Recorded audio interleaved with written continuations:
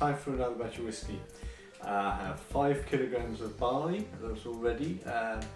To add to that, I'm going to also add a little bit of this dark roasted barley and some oats. Not a lot of each of these, just add a little bit more flavour into the wash. So I've got water on to boil, which will be my strike water, and I've got the fermenter being sanitised at the moment. It made far too much mess trying to ferment on the grain last time, so this time I'm going to put the grain in a bag and then I can lift it all out once I finish creating the mash for the wash. So I'm not going to go mad on the chocolate malt, just a cupful into 5 kilograms of normal malted barley. It should help give it a little bit of flavour, but hopefully not overpower it too much. Same with the rolled oats, just a cupful. So I just want to add a little complexity to the mash, but not overpower the normal barley flavours.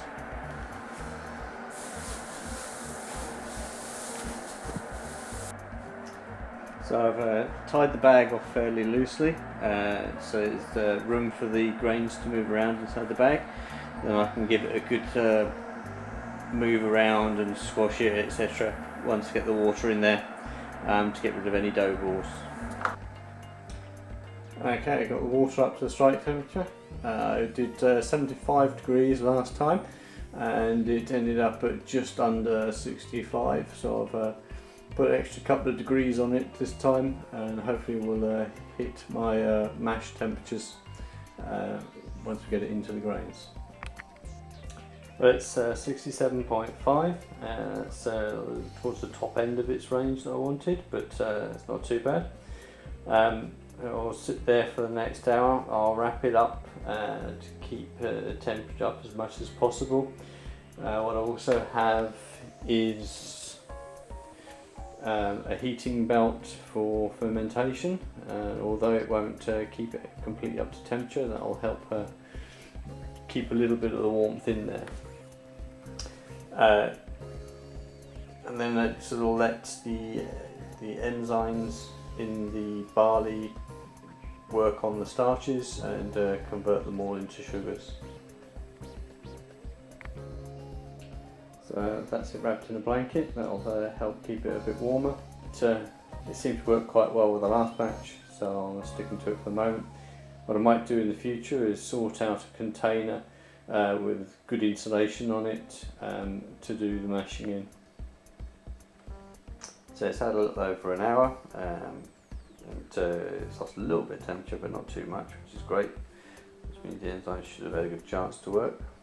I'm just going to lift the bag and then get some sparge water to rinse through it and to rinse out all the grains, and we can get as much sugars out of it as we can.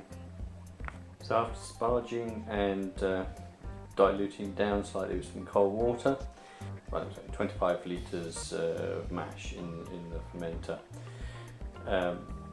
at 43 degrees centigrade, and the hydrometer is reading 1.030. Power on, water on, first drips, power down, temperature fluctuating, blocked main draft, temperature still fluctuating.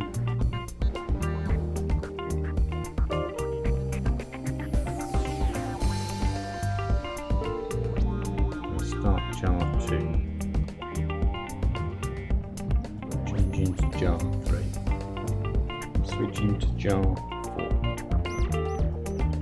switching to jar 5, switching to jar 6, switching to jar 7, switching to jar 8, switching to jar 9, switching to jar 10, switching to jar 11, switching to jar 12, switching to jar 13.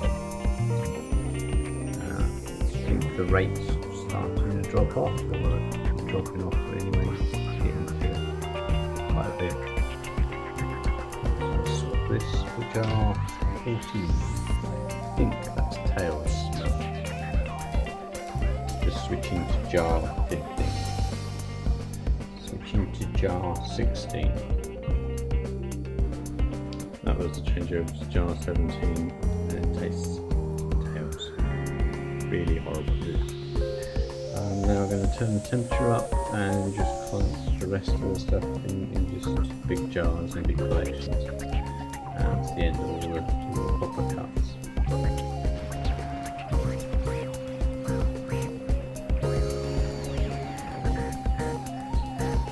£98.8 Italian power.